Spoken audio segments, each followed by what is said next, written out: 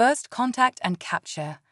The vast expanse of space stretched out before Captain Elena Reyes as she gazed through the viewport of the Earth exploration vessel Horizon. Humanity had finally developed faster-than-light travel, opening up the galaxy for exploration. As the leader of this pioneering mission, Elena felt the weight of responsibility on her shoulders. "Captain, we're detecting an anomaly ahead," reported Lieutenant Kaito Nakamura from his station as sensors. Elena leaned forward, her dark eyes scanning the readings. "What kind of anomaly, Lieutenant?" "It appears to be a distress signal, ma'am. Definitely not human in origin." A hush fell over the bridge as the crew processed this information. First contact. The moment humanity had been waiting for, though not in the circumstances they had imagined. "Plot an intercept course," Elena ordered, her voice steady despite the adrenaline coursing through her veins. "All hands, prepare for possible first contact scenario. Let's hope whoever sent that signal is still alive." As the Horizon approached the source of the distress call, a battered ship came into view. Its design was utterly alien, all sweeping curves and iridescent materials that seemed to shift color as they watched. "Life signs?" Elena asked. Kaito nodded. "Faint, but present. Multiple species detected, Captain." "Multiple species?" Elena echoed, surprised. "Interesting. Prep a boarding party. We're going in." Elena led the team herself, clad in sleek environmental suits, as they crossed the short distance between the ships. The alien vessel's airlocks cycled open at their approach, suggesting at least some level of compatibility between their technologies. Inside, the corridors were dimly lit by bioluminescent panels. The air was breathable, if slightly thinner than Earth standard. Elena removed her helmet, signaling the others to do the same. "Hello," she called out, her translator device ready to attempt communication. "We're here to help. Can anyone hear me?" A soft rustling sound came from further down the corridor. Elena gestured for her team to stay alert as they moved forward. They rounded a corner and froze at the sight before them. A group of alien beings huddled together, fear evident in their otherworldly eyes. They were a diverse bunch. Some resembled humanoids with vibrant skin colors. Others were more exotic with multiple limbs or bioluminescent appendages. But one thing united them. They all wore simple, identical garments that bore an unsettling resemblance to prison uniforms. One of the aliens, a tall, willowy being with silvery skin, stepped forward hesitantly. It spoke, a series of musical tones that Elena's translator struggled to decipher. "Please, help," the device finally managed. "Danger, coming." Elena approached slowly, her hands open in a universal gesture of peace. "We're here to help. I'm Captain Elena Reyes of the Earth ship Horizon. Can you tell us what happened?" The alien's large, opalescent eyes blinked rapidly. "Slavers," the translator conveyed. "They will return. You must go, not safe." Elena's blood ran cold. Slavers. They had stumbled upon something far darker than a simple rescue mission. She opened her mouth to respond, but before she could, alarms blared throughout the ship. "Captain," Kaito's voice came through her communicator. "Multiple ships just dropped out of FTL. They're on an intercept course." Elena's mind raced. They were outgunned and in unknown territory, but she couldn't abandon these beings to their fate. "Kaito, power up the Horizon's defenses. Be ready to extract us on my signal." She turned to the aliens. "We're going to get you out of here. Can you move?" The willowy being translated for the others, and they began to stir. But their movements were sluggish, weakened by what Elena could only assume was poor treatment at the hands of their captors. Suddenly, a new voice boomed through the ship, harsh and guttural, nothing like the musical tones of the freed slaves. Elena's translator crackled to life. "Attention, human vessel. You are interfering with legitimate business operations. Stand down and prepare to be boarded or be destroyed." Elena's jaw clenched. "Like hell," she muttered. To her team, she said, "Change of plans. We're going to have to fight our way out of this. Johnson Garcia, help as many of these people as you can to our ship. Lee, you're with me. We need to buy them time. As her crew sprang into action, Elena turned to the willowy alien. I know you're scared, but we need your help. Is there anything on this ship we can use as a weapon? The alien hesitated, then nodded. It led Elena and Lee to a sealed compartment, which it opened with a complex series of gestures. Inside was an array of exotic devices, clearly the confiscated possessions of the captives. Choose, the alien said simply. Elena and Lee quickly armed themselves with unfamiliar but clearly powerful weapons. As they worked, Elena's mind was already formulating a plan. They were outnumbered and in hostile territory, but humanity had a long history of overcoming impossible odds. Lee, she said, hefting an energy rifle of some kind, I hope you remember your zero combat training. We're about to put it to the test. The young officer nodded grimly. Ready when you are, Captain. Elena took a deep breath, steeling herself for the fight ahead. She thought of Earth, of all the hopes and dreams pinned on this mission of exploration. They had come seeking new horizons, new connections among the stars. Instead, they had found cruelty and oppression. But they had also found beings in need of help, and if there was one thing humans excelled at, it was standing up for those who couldn't stand up for themselves. All right, Elena said, her voice ringing with determination. Let's show these slavers what happens when they mess with humanity. With that, she activated her communicator. Kaito, on my mark, I want you to cut all artificial gravity on this vessel. Then be ready with precision fire on the enemy ship's engines. We're going to create a little chaos. As Elena outlined her daring plan, the freed aliens watched in a mixture of awe and trepidation. They had never encountered beings quite like these humans before, so seemingly fragile, yet burning with an inner fire that defied their captors. The willowy alien, who had introduced itself as Lyra, spoke softly. Why do you risk yourselves for us? You do not know us. Elena met Lyra's opalescent gaze. Because it's the right thing to do. And because out here, among the stars, we have to look out for each other. Humanity may be new to the galactic stage, but we've learned a thing or two about standing up to bullies. As the sounds of the approaching slaver ships grew louder, Elena felt a familiar calm settle over her. The odds were stacked against them, but that had never stopped humans before. With a nod to her team, she raised her weapon. Let's make first contact one for the history books, she said with a grim smile. Kaito, now. The world lurched as gravity disappeared, and the battle for freedom began. Part 2. The Human Soldier's Infiltration. Sergeant Marcus Drake floated silently in the void of space, his advanced stealth suit rendering him nearly invisible against the backdrop of stars. His eyes, enhanced by cutting-edge cybernetics, focused on the massive slaver vessel looming before him. It had been 6 months since humanity's disastrous first contact, and the galaxy had proven to be a far more dangerous place than anyone had imagined. The distress call from Captain Reyes and the horizon had sent shockwaves through Earth's fledgling space force.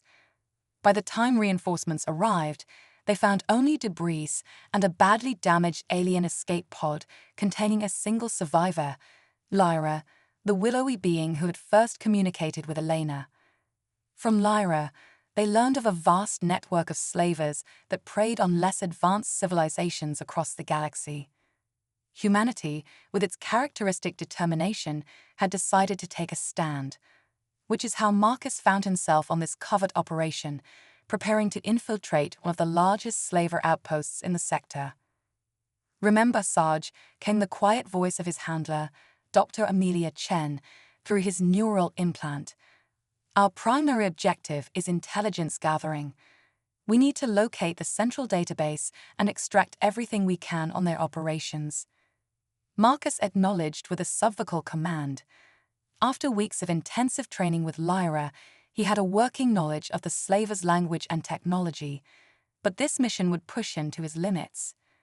With barely a whisper from his maneuvering thrusters, Marcus approached a maintenance airlock. Using hacking tools developed from Lyra's knowledge, he bypassed the security and slipped inside the massive ship. The interior was a maze of corridors and chambers, many filled with stasis pods containing captives from dozens of species. Marcus felt a surge of anger at the sight, but pushed it down. He couldn't afford to let emotions cloud his judgment. Moving within human stealth, Marcus made his way deeper into the ship. His augmented senses allowed him to detect and avoid patrols with ease. But as he neared the central computer core, security grew tighter. "I've got a problem," Marcus subvocalized. "The core is protected by some kind of energy field. I can't get through without setting off alarms." There was a moment of silence as Amelia consulted with Lyra back at Mission Control. "Lyra says there should be a maintenance access point 2 levels down. It's a tight squeeze, but your suit should protect you from the radiation." Marcus found the access point, a narrow tube barely wide enough for his shoulders. As he shimmied through, his suit's sensors screamed warnings about the intense radiation, but the specially designed armor held, and he emerged into the computer core itself. Working quickly, Marcus connected his data siphon to the alien mainframe. Information flooded into the device: ship manifests, trade routes, client lists, and more. It was a treasure trove of intelligence that could cripple the slavers' operations. But as the download neared completion, alarms began to blare throughout the ship. "Sarge, you've been detected." Amelia's voice was tense. "Multiple hostiles converging on your position." Marcus cursed under his breath. "Download at 97%. I'm not leaving without it." The first of the slaver security forces burst into the room, weapons raised. They were hulking, reptilian creatures with natural armor and vicious claws. But they had never faced anything like a cybernetically enhanced human soldier. Marcus moved with blinding speed, his reflexes pushed beyond normal human limits. He ducked under the first blast of energy fire, closing the distance to the nearest slaver in the blink of an eye. His augmented strength allowed him to lift the alien bodily and hurl it into its comrades. More slavers poured into the chamber. Marcus's suit deployed smoke grenades, filling the air with thick, sensor-jamming particles. In the confusion, he struck with ruthless efficiency. His combat training, combined with the physical enhancements of his cybersuit, made him a whirlwind of destruction. But the slavers kept coming, their numbers seemingly endless. Marcus found himself backed into a corner, surrounded by a ring of hostile aliens. "Download complete," Amelia reported. "Marcus, you need to get out of there now." But retreat seemed impossible. The slavers pressed in, their weapons charged and ready to fire. Marcus prepared himself for a final, suicidal charge. Suddenly, the ship rocked with a massive explosion. Confusion rippled through the slaver ranks. "Cavalry's here, Sarge." It was a new voice on the comm, Captain Jack Harper of the Earth ship Artemis. "We're hitting them with everything we've got. Get to the extraction point." With renewed energy, Marcus fought his way out of the computer core. The ship shuddered under the assault from the human vessel, and chaos reigned as slavers rushed to battle stations. Using the confusion to his advantage, Marcus made his way to the predetermined extraction coordinates. But as he rounded a corner, he came face to face with a group of captives being herded to escape pods by their guards. In that moment, Marcus made a decision that would change the course of the war. He couldn't leave these beings to their fate. With a series of precise shots, he neutralized the guards before they could react. The captives stared at him in shock and fear.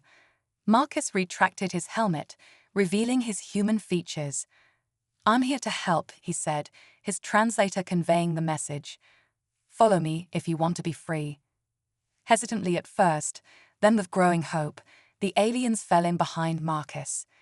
He led them through the crumbling ship, fighting off slaver patrols and navigating corridors collapsing from the Artemis bombardment. Finally, they reached the extraction point, a gaping hole in the ship's hull where a human shuttle waited, protected by a shimmering force field. Marcus ushered the freed captives aboard, standing guard until the last one was safe. As he prepared to board himself, a massive slaver, clearly a high-ranking officer, charged down the corridor. Without hesitation, Marcus turned to face the threat, buying time for the shuttle to disconnect. "Sarge, what are you doing?" Amelia's voice was frantic in his ear. Completing the mission, Marcus replied calmly. He squared off against the slaver leader, his stance confident despite the size difference. The alien rolled a challenge, brandishing a crackling energy blade. Marcus raised his fists, his cybersuit humming with power. What followed was a battle that would become legendary among both humans and the freed aliens.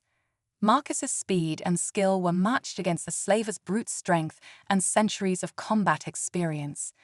They traded blows that would have shattered normal beings, their fight carrying them through the disintegrating ship. As the Artemis's weapons fire intensified, Marcus saw his opening. He ducked under a wild swing from the slaver and struck with all his augmented might at a weak point in the alien's natural armor. The slaver leader went down hard, stunned but not defeated. Marcus didn't wait around. He sprinted for the shuttle, which had been holding position despite the danger. He dove through the force field just as another explosion rocked the slaver vessel. As the shuttle sped away, Marcus watched through the viewport as the massive slaver ship broke apart under the Artemis's assault. The freed captives crowded around him, expressions of awe and gratitude on their alien faces. "This is just the beginning," Marcus told them, his translator conveying the steel in his voice. "We're taking the fight to the slavers, and we're going to need all the help we can get." The shuttle docked with the Artemis, and as Marcus stepped onto the human ship, he felt a sense of pride. They had struck a significant blow against the slavers, gathered crucial intelligence, and most importantly, they had given hope to those who had none. As medics rushed to tend to the freed aliens, Captain Harper approached Marcus with a grim smile. "Helluva job down there, Sergeant, but I've got news from Earth. The data you recovered, it's worse than we thought. This isn't just about slavery. There's something bigger going on, and it threatens the entire galaxy." Marcus nodded, his expression determined. "Then we've got work to do, sir. The slavers thought they could prey on the weak. It's time to show them that humanity is anything but weak, and we're not alone in this fight anymore." As the Artemis jumped to lightspeed, carrying its precious cargo of freed slaves and stolen data, Marcus knew that the real battle was just beginning. But for the first time since this war started, he felt a glimmer of hope. Humanity had made its stand among the stars, and they would not back down. Part 3: Revolution and Escape.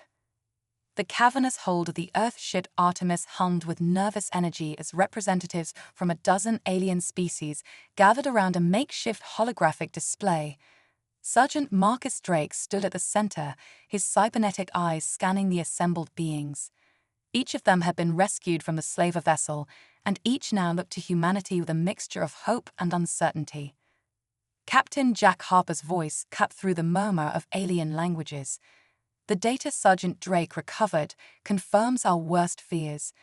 The slave trade isn't just a criminal enterprise, it's the foundation of an interstellar empire that spans half the galaxy." The hologram shifted, displaying a complex network of trade routes and hidden bases. At the center pulsed a massive space station, Freedom's End, the heart of the slaver operations. "For centuries," Harper continued, "the slavers have preyed on less advanced civilizations, stunting their growth and preventing them from challenging the established rebellion among the stars. The starship Defiance dropped out of hyperspace on the edge of the Zeta Reticuli system, its stealth systems immediately engaging to avoid detection. On the bridge, Marcus Drake stood beside Captain Elena Reyes, both of them gazing at the swirling nebula that concealed their target, the slaver stronghold known as the Crimson Citadel. "Hard to believe it's been a year since we started this crusade," Elena mused, her once pristine uniform now battle-worn and adorned with a mix of human and alien insignia. Marcus nodded, the dim light reflecting off his cybernetic eye implant. "A year of hit-and-run attacks, building alliances, and learning the true scope of what we're up against. But this could change everything." Their mission was audacious, to infiltrate the Crimson Citadel and activate a hidden quantum transmitter. This would allow them to broadcast the truth about the slave empire to every corner of the galaxy, igniting a full-scale rebellion. "Team's ready, Captain," came the voice of Lyra, the willowy alien who had become an integral part of their crew. Her silver skin shimmered as she approached, now clad in a modified version of Earth's combat armor. "Zexara is making final adjustments to the cloaking device." Elena smiled at the mention of their resident tech genius, a multi-limbed being they'd rescued from a slave research facility.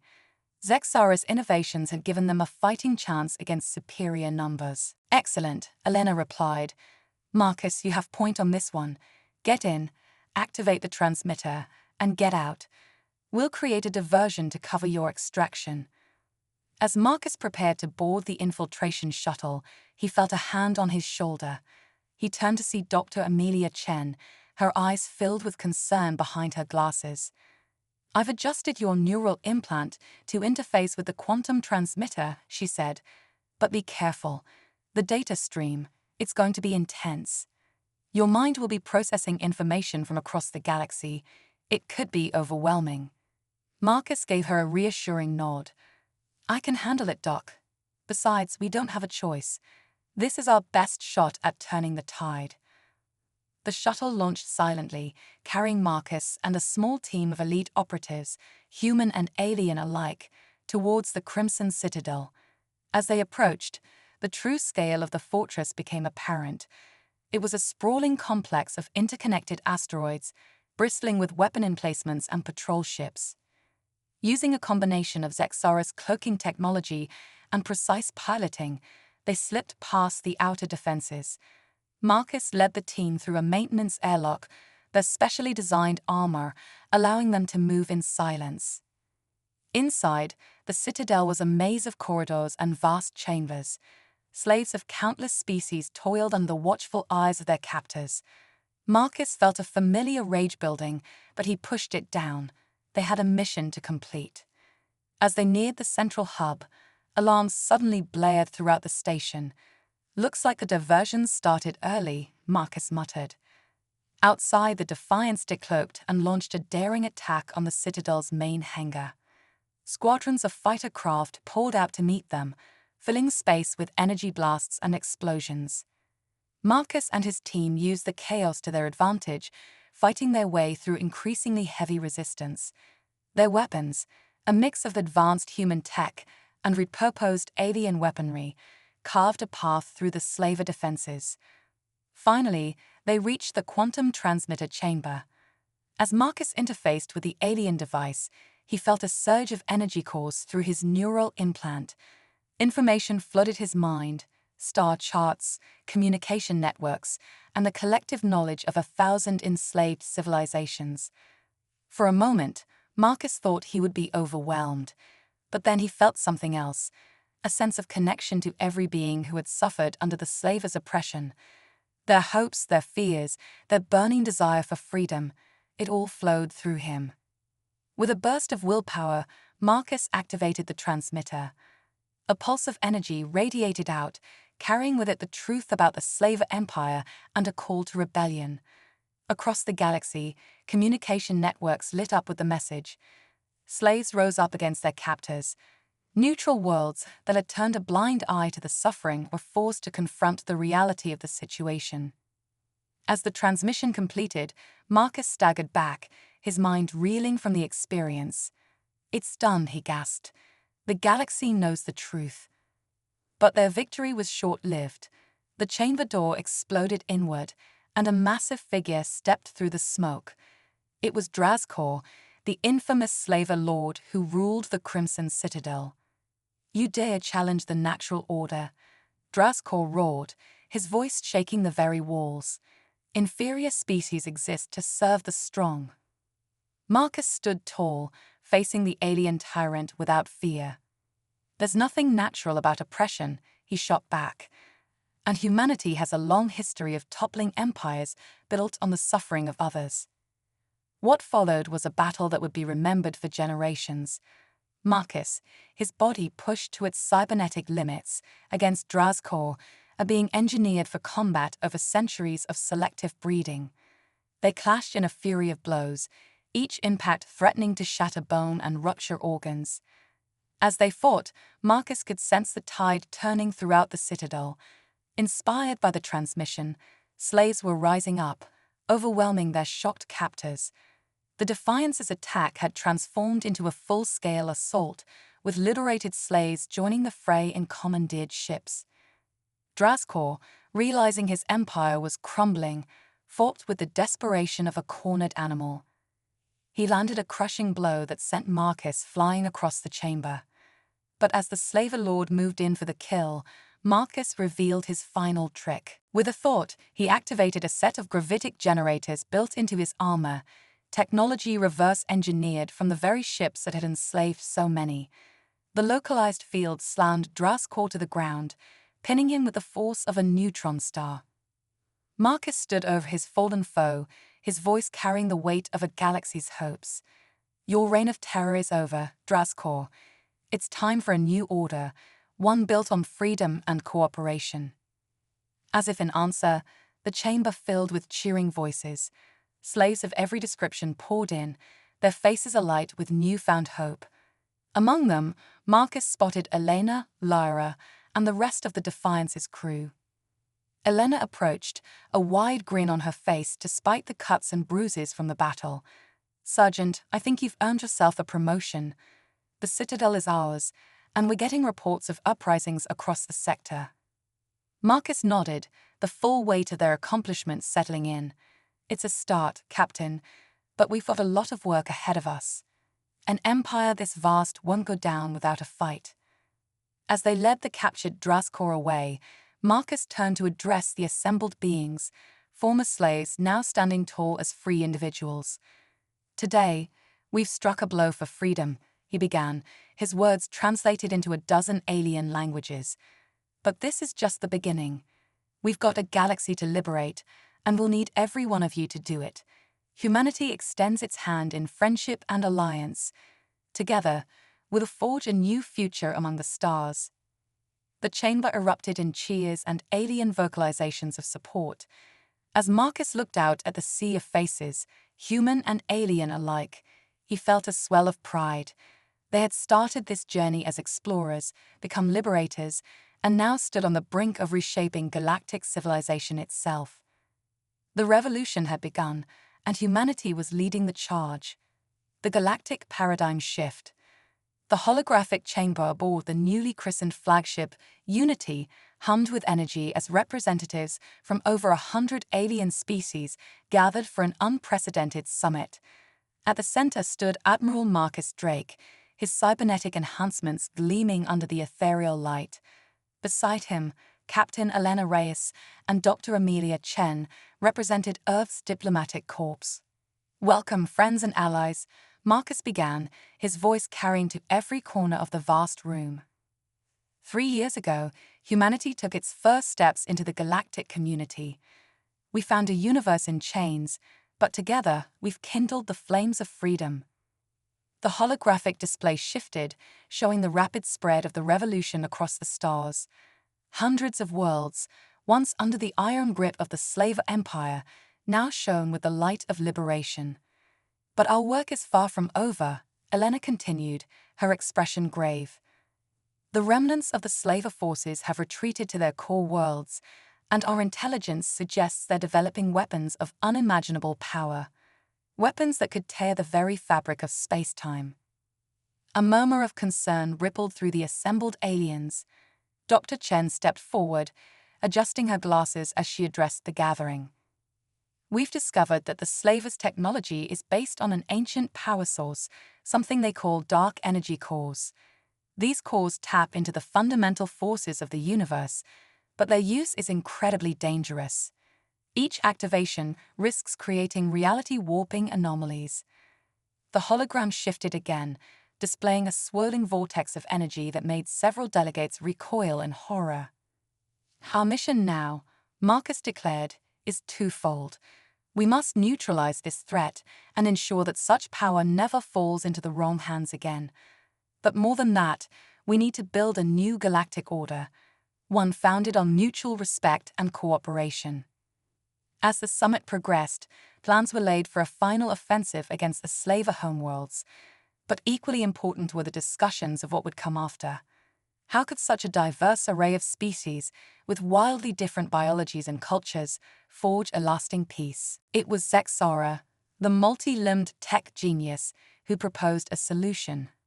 What if we could create a network linking minds across the galaxy? Not to control, but to foster understanding, to let each species truly comprehend the perspectives of others.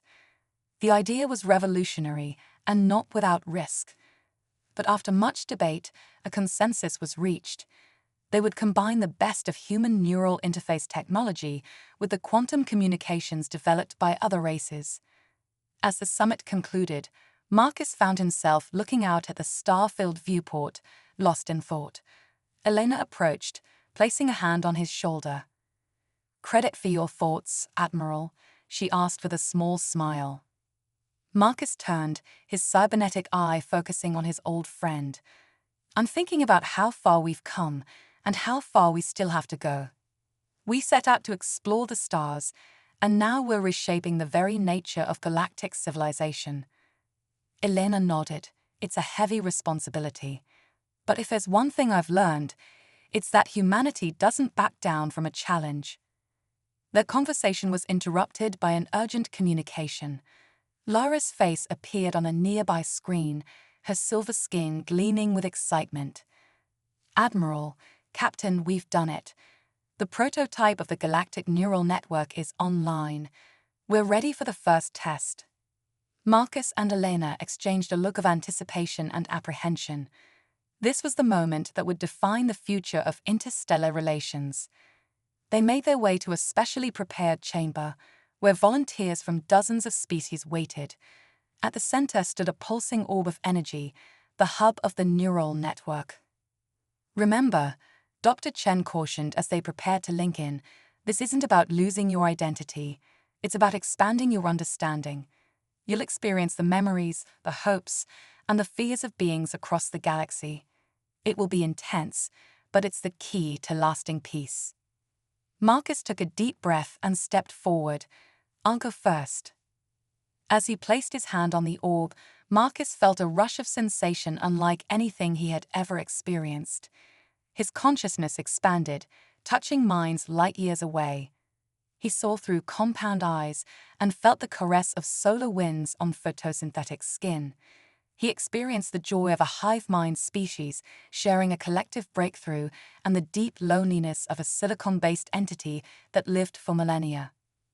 Overwhelmed by the torrent of alien thoughts and feelings, Marcus almost lost himself. But then he felt a familiar presence, Elena reaching out through the network. Her mind anchored him, reminding him of his human identity even as he explored the vastness of galactic consciousness. One by one, the other volunteers joined the link. The chamber filled with a chorus of gasps, trills, and otherworldly vocalizations as each being experienced the universe through the eyes of countless others. When it was over, Marcus staggered back, his mind reeling from the experience. But as he looked around the room, he saw expressions of wonder and newfound understanding on faces both familiar and alien. By the cosmic winds, Lyra breathed, her opalescent eyes wide with awe. "I never truly understood the beauty of our differences, the strength in our unity." Zexara's multiple limbs quivered with excitement. "The scientific possibilities alone are staggering. Think of the advancements we can make when we combine the knowledge of 100 worlds." As the implications of the successful test sunk in, a new sense of purpose filled the chamber. They had found a way to bridge the vast gulfs between species, to foster genuine understanding and cooperation on a galactic scale. Marcus addressed the assembled beings, his voice filled with determination. "What we've experienced here today is just the beginning. With this technology, we can create a truly united galaxy, one that celebrates our diversity while working together towards common goals." He paused, his gaze sweeping across humans and aliens alike. The slave empire sought to dominate through fear and oppression. "We will build something far greater, a galactic community bound by mutual understanding and respect. As cheers and alien vocalizations of agreement filled the air, Marcus felt a profound sense of hope. The challenges ahead were immense, but for the first time, he believed they had the tools to overcome them. Humanity had not only found its place among the stars, it had helped forge a new path for all sentient beings. The age of isolation and fear was ending. A new era of galactic cooperation was dawning, with the promise of wonders yet unimagined.